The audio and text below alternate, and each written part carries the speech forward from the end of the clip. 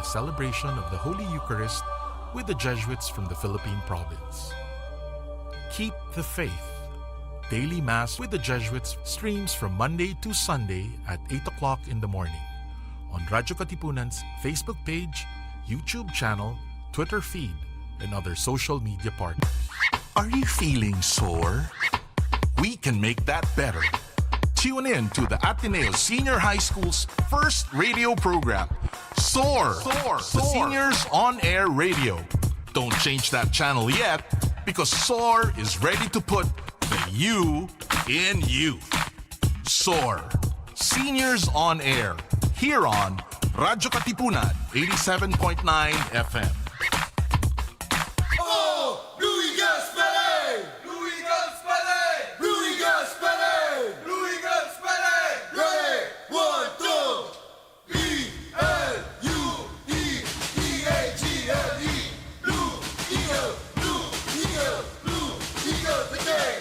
Pagbati po mga Katipuneros, this is Cardinal Chito Tagle.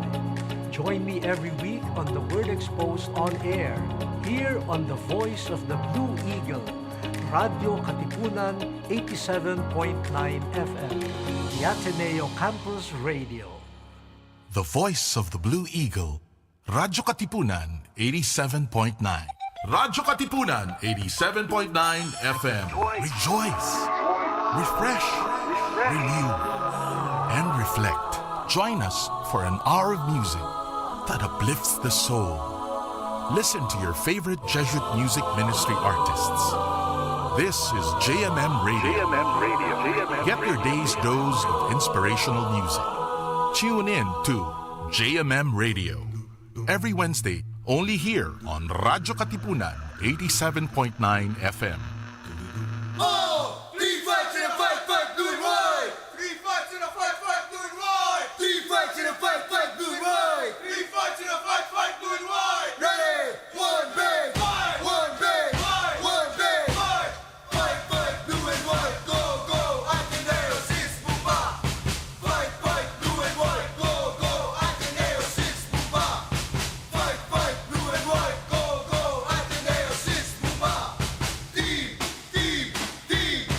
This is Radio Katipunan 87.9 FM, the voice of the Blue Eagle. It's time for The Music Class.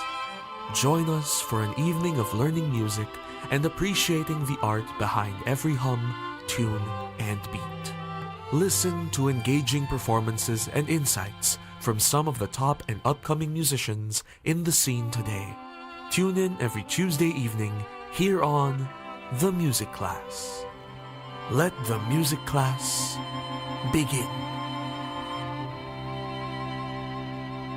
Coming up next, Seniors On Air Radio on Radyo Katipunan 87.9 FM. Radyo Katipunan. Radyo, radyo, radyo, radyo, radyo, radyo, radyo, Katipunan. Radyo Katipunan.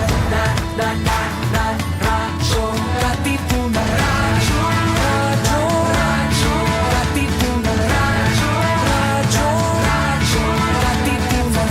Sa Blue Eagle kami di mapipigil sa pagbabalitang tumpak at tama. Buhay Atenista sa loob sa labas ng eskwela, ating ibibida lahat ng eskwela.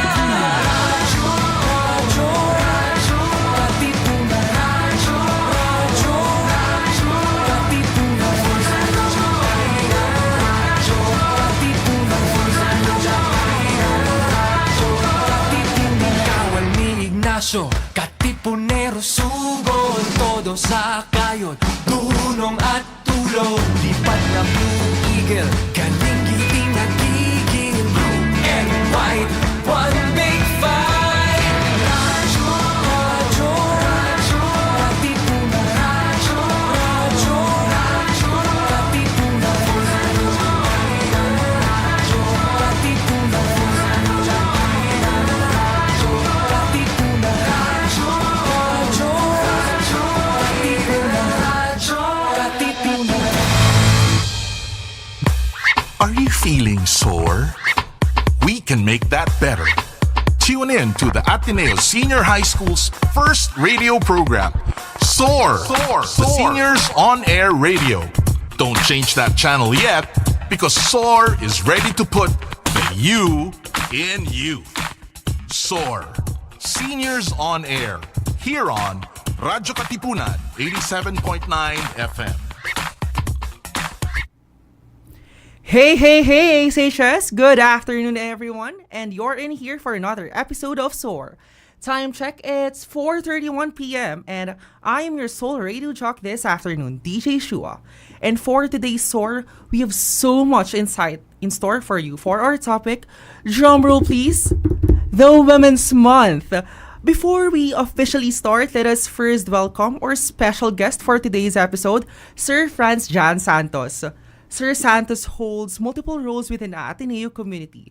He teaches UCSP at Ateneo Senior High School, serves as a history professor at ADMU, and is the inaugural moderators of ASHS-APCO and PMSA. Additionally, he chairs the Gender and Development or GAD Committee, advocating for inclusivity and gender equality within the school. So, welcome, Sir Franz. Hi, thank you, Shua. Yeah. DJ Shua. Basta. Okay naman po, sir. Pero yun nga yung first question ko po dapat sa inyo. So, how are you feeling right now, sir? Are you feeling nervous or Yeah, I'm whatever? feeling nervous. I think I went here one time, pero online siya. So, I sama ko see. sila Sir Ron, Kapinding, sila. I I think see. they're gonna be after us, no? So, ano lang yata siya via Zoom, no? So, When did that occur po? Like, when was your first time here po? I think 2021 pa. So, Oh. I was really not familiar with the area. So, I see.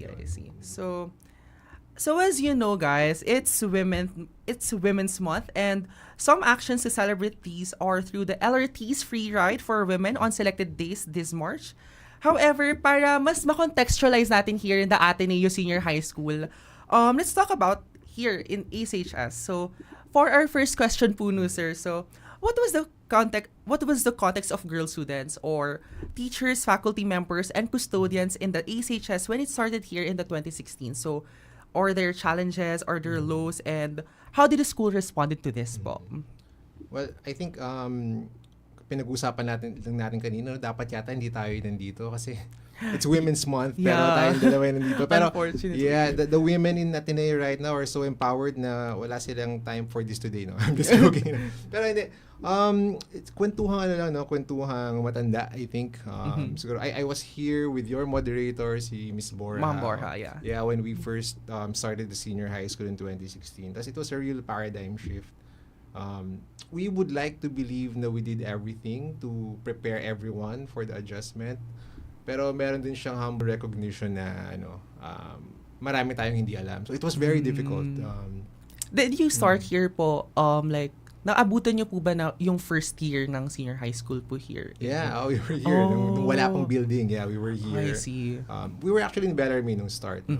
Pero yun sa mga female students kasi they started from what I know, 25% lang, very few. So, marami pa sa kanila yata na STEM, some in Humes. I see po. So, we have some sections na talagang underrepresented yung mga babae, which, so medyo talaga yung male culture malakas pa. And I think I have to remind everyone, yung first year namin, yung grade 12, puro lalaki pa, sila yung old curriculum. So, yung mga babae nasa grade 11 lang. So, it's a male-dominated high school, and of course, the culture of all boys. Medyo, we had to unlearn together. Ganun. Pero buti po right now, no, makikita natin sa Humes strand pa lang, parang each section, parang half-half talaga yung female and male. So, it's really nice to hear na parang, that we're here in the day and age na medyo mas nagkakaroon na ng space for women here in the Ateneo Senior High School. Pero, I just like to highlight po, what were the specific challenges po kaya before na females faced? Yeah, yung pinakamahirap I think was really the culture. Tapos syempre maraming sama ng loob before ganun on both sides. I mean, syempre yung mga babae na pumasok, they were a minority. They had to adjust to that male-dominated space. Pero yung mga lalaki rin kasi, you have to understand, nanggaling din sila sa all-boys mentality na pwede kang magbihis kahit saan, yung mga ganun, mga jokes na dating pwede, hindi na pwede. And there was a feeling of being threatened on both on both parties. So we had to manage that. So yun yung pinakamahirap, I think, for even the parents, I would say. I see. The parents were, some of them were happy, some of them were a bit hanging on to tradition. So yun yung pinaka nahirapan kami was tradition. Pero yung practical side, CRs, gano'n. Okay. Parang we planned for CRs pero nung implementation na hindi pala gano'n kalapit. We tried to have a uniform na medyo for both girls and boys bagay pero nagkaroon pala ng konting issues. So mga gano'n. Yes po. So, thank you for that, sir, no? Pero nakikita niyo po ba yung progression in each year, like for the inclusivity of women here in the ASHS, or is it remaining, or does it remain in the status quo po as it is before? Yeah, I'll speak as an administrator, as a teacher, no, kasi of course mahirap sabihin sa na hindi ako babae. Yes po. Pero from what I have seen as a teacher administrator, yung sinasabi mong space kanina, ang laki na nung difference. The women before in Ateneo were really empowered in the sense na sa org leadership, sa class leadership. And yun nga, minsan medyo combative pa kasi talagang defensive na nga kasi mahirap talaga yung sitwasyon nila, no? Pero I've been seeing the trend being more inclusive, I believe. I think both the male and the female students are adjusting every year. The school is adjusting sa policies na ginagawa natin. Meron kang GAD committee na rin. Meron kang, of course, yung student orgs na. Yes, may ARI, you have Lakambini. That's why Lakambini was born kasi ang daming issues before. Tapos, nagtapang yung mga girls to really, fight for their cause. No? As a moderator of Lakambini po, no, when was Lakambini established po? Ever since po ba 2016, was it here already? 2017 siya actually. 2017. Tapos yun nga, biglaan lumapit lang sila. They're a group of students, very, and siguro I would just like to commend them in this episode and thank you for that original group na talagang palaban sila. Lumapit sila kay Sir Noel. And ever then, since po ba kayo na po yung moderator na Lakambini or are you a new moderator po, that sir? time? Yes po. Kasi wala pa siya. So I was really the first for a couple of years, no? So tapos maya si Ma'am Sansan na Okay. pumalit, right? So nung first year, it was really difficult kasi medyo challenging kasi palaban talaga yung attitude kasi there were some issues then related to but they felt discrimination, sexual harassment, yung ganun. So talagang combative.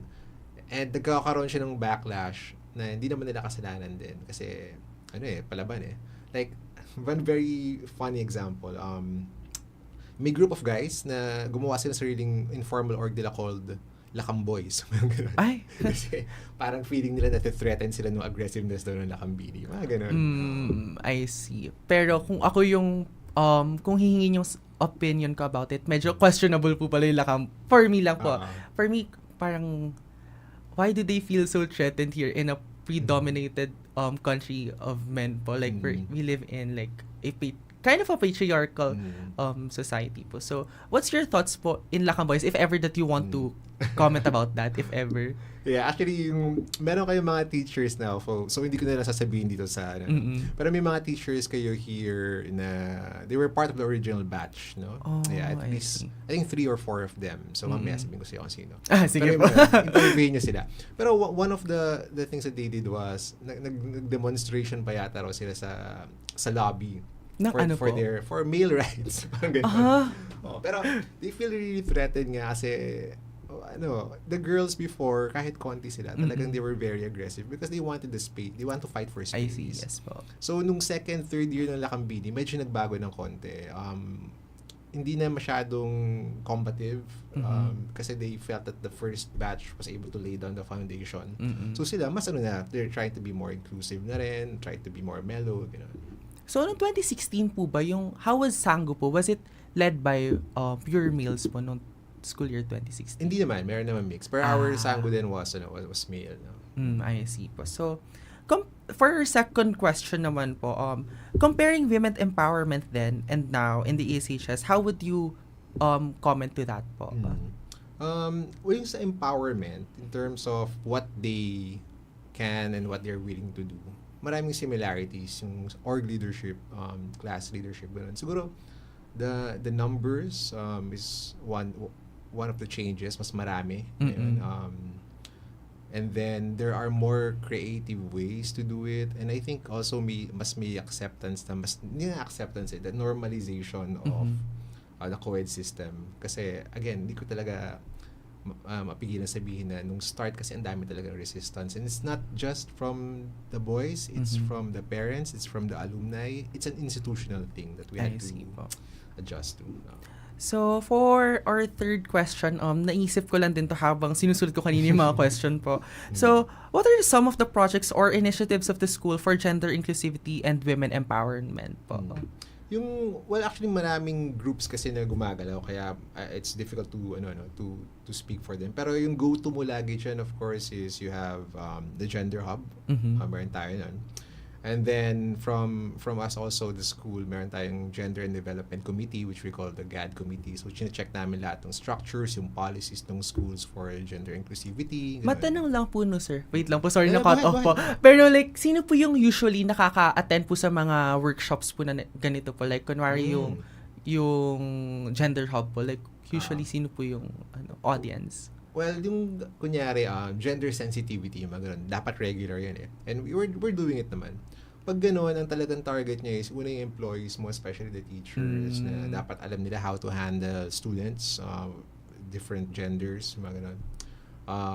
Get to know what constitutes sexual harassment, for example, to create a safer space for everyone. And then you have groups, like kunyari may project in Gender Hub, yung Mayari, yung Lakambini. Like yung Mayari, meron silang project last Friday, di ba? Yung parang safe spaces na talk. Tapos kasama nila yung Gender Hub. So, may mga ganun-ganung activities. No? Wait lang. Medyo naalala lang po ako, no? I'm not sure if this is related, pero yung kay Ma'am Borja po before, like, nung MIP session po kasi namin, may one time po siya na hindi po siya naka-attend sa amin because like, it was a talk daw po. So, I'm not sure if it's related to here po, pero as far as I know, it was a talk to junior high school and I think it was about also tawag mo po dito, gender sensitivity. Good point. Thank you for reminding me. Yung isa sa mga projects from the very beginning, magpapadala ka ng mga tao. It used to be guidance counselors to prepare the junior high for co-ed. Okay. Pero ngayon, after a few years, nagpadala naman sila ng girls, or senior high school girls, their experience being in the high school. Ganun. So it's a regular thing. Yeah. So for our second to the last question, pero baka may maisip pa ako later on. So what do you think challenges do females face within the context of the ASHS population, and what trends do you anticipate in the coming years po? Well, for everyone, actually, yung continuous culture building lang talaga. We were doing well. We're improving every year. Tapos nagka-pandemic din, no? So, balik na naman tayo online and had to adjust to, what do you call this? On-site interaction. Yeah. So, napansin namin may mga small things na kailangan na namang i-reorient yung mga tao. Some of them gender-related, some of them not. Pero kasama na yun. So, we have to keep on regular onboarding and training for all. For gender sensitivity, sexual harassment. Lagi yun. Tapos, in the longer term, mid-long term, I think we can still increase the number of female students that we have. Baka mas madali na co-ed na magka-co-ed yung junior high. I don't know. So, you mentioned kanina, sir, yung pandemic. Ngayon parang may na-curate po akong question. So, meron po bang difference between the school years in the pandemic years and here now in face-to-face school years? Like, ano po yung mas malaki yung trend ng parang disparities of, not really disparities, pero yung cases of women po being like, being faced with discrimination or harassment po. So, what was the trend back then in pandemic and how would you compare it now in face-to-face? So, I think I'm not the best person to answer that. Baka yung stracks. Pero, okay. usual cases dyan is issues with online sexual harassment, kunyari, ganun. Pero as to the numbers, kung mas marami ba before or now, of course, we can say na we've experienced issues ng online, ganun, Pero wala akong numbers to say na ano yung mas mahal. Okay po. So the Shack would be really the best people who could answer this. If they po. will answer that here. Syempre confidential din po dapat 'yun. So ito yung last ko na question, pero sana may ma-curate pa po ako, no. So pero ayoko rin naman pilitin yung sarili ko na mag-curate ng mga on the spot questions na wala naman masyadong contribution to Women's Month. Pero so now you guys know that the Ateneo Junior High School would now include female students in the next school year in their 7th grade. So sir, what are your thoughts on the Ateneo Junior High School including female students in the 7th grade next school year? And do you consider this as a progressive move, or do you believe there are better ways to promote inclusivity at a young age? Ako kasi I've always believed that it should have been co-ed from the start. Yes po. Kahit ako, sir, parang same sentiments. Yeah, mga co-ed tayo eh. I came from a small private school, so I'm not what they call a true blue Atenean. So I came from... I thought you were a true blue, sir. Mistake lagi yun. Pero I've been teaching here for so long na kasi, so nasanay na rin ako sa all boys. Pero when I was in grade school, co-ed kami, and when I went to high school, up to the very first day of high school, umaasa ako may mga babae. Pero wala pala. So I was shocked then with what type of culture we have. There were some good parts, the bonding you have with your male friends, yung mga kalokohan na ginawa nyo. Pero developmentally, I'm not sure if that's always the best way to go about it. And number 2, parang you're denying what I would like to believe good education to half of the population. So I think junior high made a good move. I think it could have been earlier for many. And the sad reality is for many schools, the decision to go co-ed is a financial matter.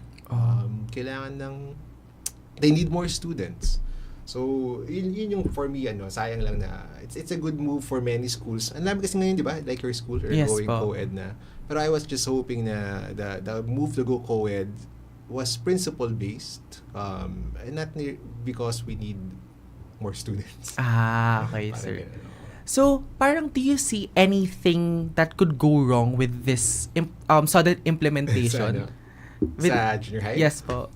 Well, I hope they learn from our mistakes din sa senior high. Kasi saka yung mga talks din po sana makatulong yun sa kanila. Yeah, pero ang hirap na kasi talaga ng context eh. You're talking about high school kids, senior and junior high school, raging hormones, mga ganun. Psychologists, for example, have been saying na dapat mas maganda you start early pag co-ed para natural yung progression. Pero, well, we had no choice. Pinasok sila, they have no choice actually. Pinasok sila at the heat of a young age, parang ganun. So, we have to do the best we can to prepare everyone. I see. So, ngayon na-curious lang po ako kasi ang alam ko lang po talaga, grade 7 yung start ng co-ed. Meron din po ba sa grade 1? Yeah, kinder. Kinder. So, at least starting at a young age, nung kinder age pa lang, meron na silang exposure of how they should view society. Yeah, ang hirap lang kasi talaga they start that's really the trend. They start with one level kasi. So, yung first batch na yun are actually very brave. Their parents are very brave na papasok sila ng babae. Napakaliit pa ng population for AGS, for JHS. Even for us when we started. So, double talaga the effort. Meron po bang parang plans yung Lakambini on like next year kaya? Parang may na-foresee po kaya kayong project for the junior high school if ever na if like knowing na next year may inclusion na po for women students in the junior high, meron po ba kayong projects na na-foresee? I'm sure they have kasi before I left, gumagawa sila ng modules for junior high school. Lakambini po? Yeah, wow. Parang dati kasi ang gumagawa nun was guidance. Tapos pinapatalk lang yung mga tao. Ganun. Iba girls. Tapos they decided na one of their legacy projects is to create a module that will be given every year to junior high school na papasok dito. So I'm sure they have something something in mind right now. Kundi yun, maybe something else. No? Buti naman may ganun pong parang actions yung Lakambini. Like, very commendable Lakambini out there. And ano po yung mga topics po na nandun sa module na yun usually po na makikita? I think yung basic soji, for example, is there. How to treat be more respectful, parang gano'n. Kasi dati ang emphasis sa high school was how to be a good gentleman, gano'n. Pero ito kasi ang stress niya yata is, ano yung mga tama, hindi tama. I'll give you one very funny example na, Sige po. there is this group of students that I had before. So, I see that to call each other the B word that rhymes with itch. Okay? Okay. So, they keep on doing that. They went co-ed, ginaganon nila yung mga babae. So parang, I was so surprised na parang, akala ko kasi hindi, as a school, hindi mo na dapat, tuturo ko pa ba sa mga bata na dapat... Wait, what grade po yan? Grade 11. Oh. So parang we were just joking amongst ourselves ng mga teachers na, akala ko hindi pa na tinuturo sa bata yan. Yes po. Sa grade 11. Not to call a girl. Yeah. Pero yun nga, may mga ganun ka. What school year did that happen po, sir? 2016, 2017. Yung mga earlier years. So we realized na you have to cut down on the assumptions. Kailangan mo pa rin parang cover all bases. Parang I see. So, knowing that you're a UCSP teacher, are there anything that you could think about bakit nagkakaganito po yung view? Like, bakit po naging ganito yung society natin? Or in where some people think that women are inferior to men. I'll go with Ateneo na lang kasi Ateneo, tayo. Okay. Pero this is very close to my heart, no? One of my Jesuit teachers before, his name is Father Tony De Castro, if you're listening. he's a history professor. Father Tony. When we were talking about Ateneo, sabi niya sa akin, friends, one of the thing about Ateneo is it's very tribal, sabi niya. Right? It's like a tribe na napaka-exclusive, parang ganun, ang hirap pasukin. So, I think that's one of the things, the way Ateneans before were socialized. Medyo ganun, no? And I think it's slowly changing.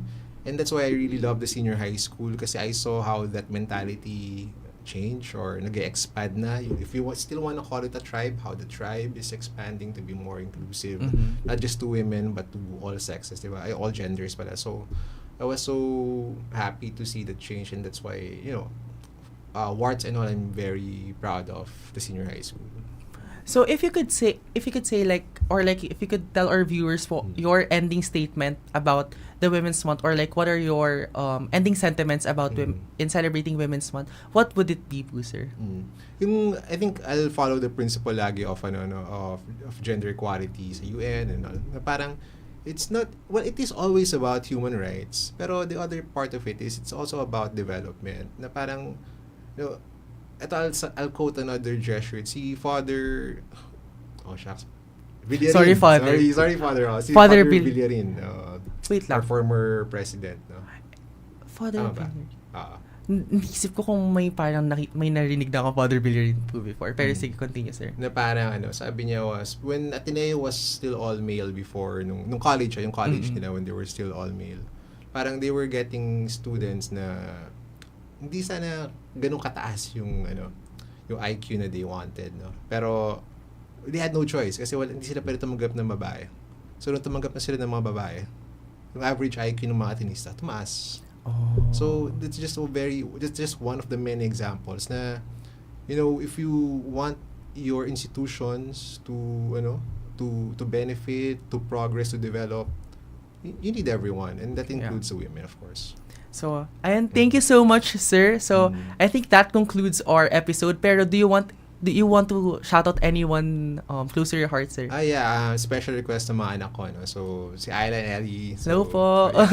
So, and of course, my students in APCO, no? Si Kira, si El, tsaka si Guys, si you Chloe, should watch this. You should have been here, pero ayun. Yeah, so thank you so much, Sir Franz, for your enlightening responses and for joining SOAR also as a guest speaker for this episode segment dedicated for Women's Month. Your insights added tremendous value to our program, and it was an absolute pleasure having you on air. And with all that great stuff, time check, it's 4:54, and we've got from the interview. I think it's time for us to take a break and chill. I heard these past few weeks have been pretty stressful to many. Sorry guys, no utal. So to keep things light, let us listen to Kaiser Cortina Sana, a love song about wanting to stop time to be able to spend forever with a person, especially those people na may gusto sa classmate nila. So, This is brought to you by Seniors on Air Radio here in Radyo Katipunan 87.9 FM. Bye!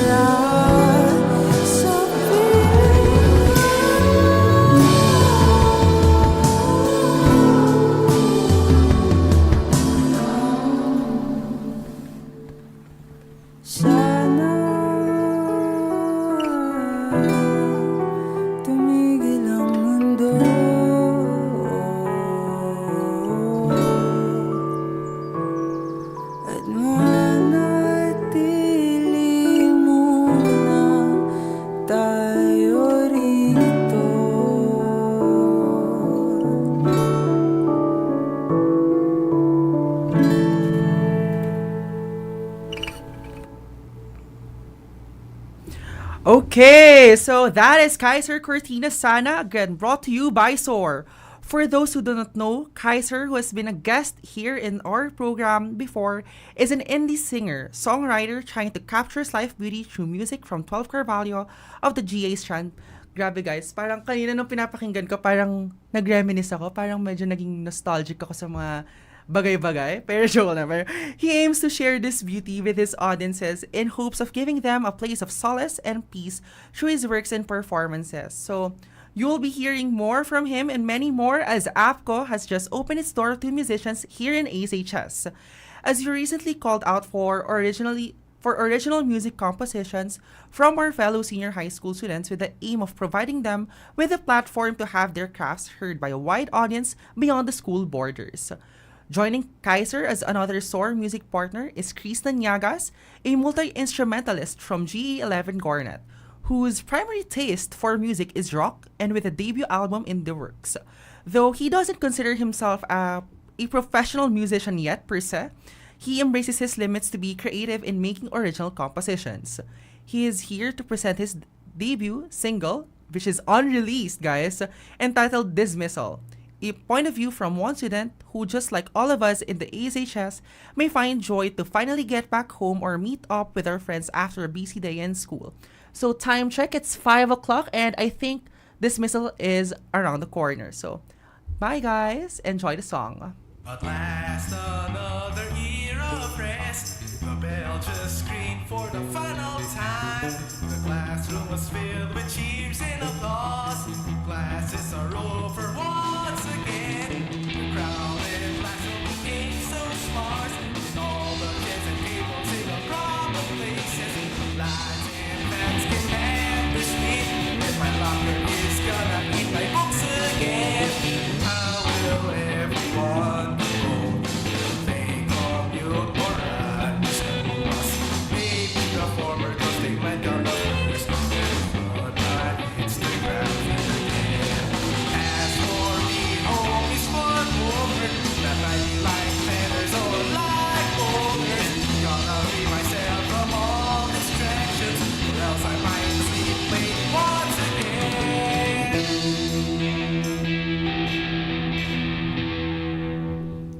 Okay, we're so back. Thank you for that, Kristen Llagas. Dismissal surely hits hard, especially as a graduating senior will ultimately reach our last dismissal soon. Pero let's save up all those tears and senti moments rather, since we have a few months left and switch our attention to Temporary, one of our band music partners. Temporary is an indie pop with a bunch of different influences ranging from math, Maltese, and many more. At their core, they consider themselves just a band of nerds, composed of John Mark Joseph, Brian Amaya, my classmate, hey, so Bianca Tagorda, Caleb Lamangaya, and Jolo Bartolome. Let's hear Plaything Revisited, a song about one of Temporary's dogs, and may or may not also be about toxic romance. Let's hear from it. Sorry.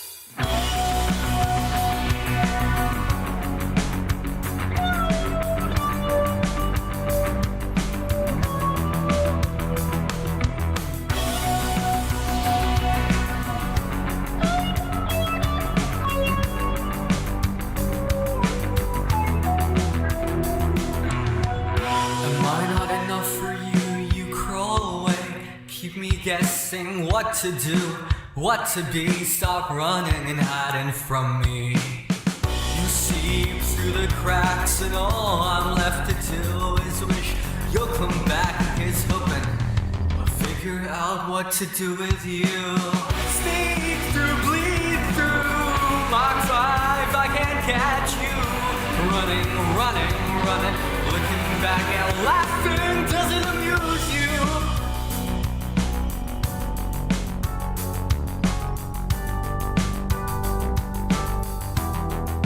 Doesn't amuse me too. Rattling through my jewelry, seeing what you could try and sell. Behind my back, sneak off. I know what you're doing all too well. Feel like a knockoff toy, the ones they make in China. You use me for a single purpose and forget I ever exist. You got me, you really got me good this time, gotcha. Sneak through, bleed through Mach 5, I can't catch you. running, looking back at laughing doesn't amuse you.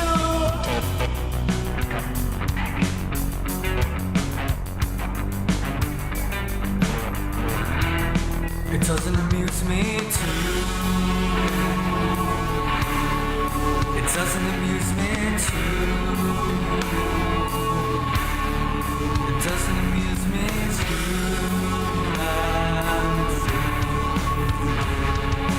You make me take all the fun until I'm wishing you were dead. Wish you were dead.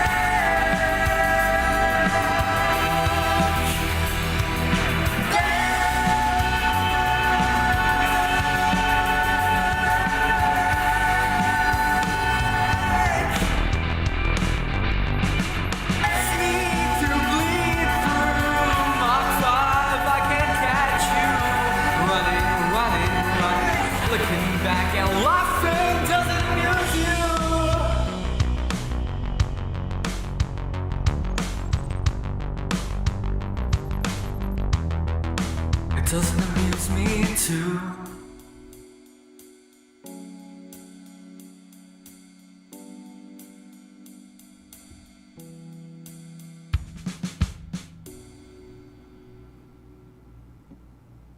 Sayang kung may kasama lang talaga ako dito ngayon. Gusto ko sanang i-express yung yung comment ko kay Brian o Mayam. Rinig na rinig ko yung boses mo kanina. It was so amazing. And the synths of the music, these are synths that I would usually listen to gigs. Pero let's now move further as last but not definitely not the least, we should also not miss out Cherry Focus. They put emphasis on their group spelling as it is spelled Cherry Focus with no space and all lowercase, not Cherry Focus, not Cherry Focus or Cherry Focus. I hope you guys get the pun. Pero it is the healthy option of rice dream horchata of shoegaze. For context, our last song is about the pains of growing up and watching your life pass by without really having anything to do about it. It's seen through the lens of someone in the specific time of their life where they're living in the period in between leaving their childhood behind and not yet being ready to enter adulthood. But before we play this last song start for today, I'd like to say that I very much enjoy this broadcasting opportunity, especially I get to hear some unreleased songs here in SOAR. And I'd like to shout out Exicor there and APCO, G Club, Nasty Hort, my queen friends there from Holland, and to everyone who has a special place in my heart. You really know who you are. This has been DJ Shua, and without further ado, let's welcome Kids by Cherry Focus. Bye guys!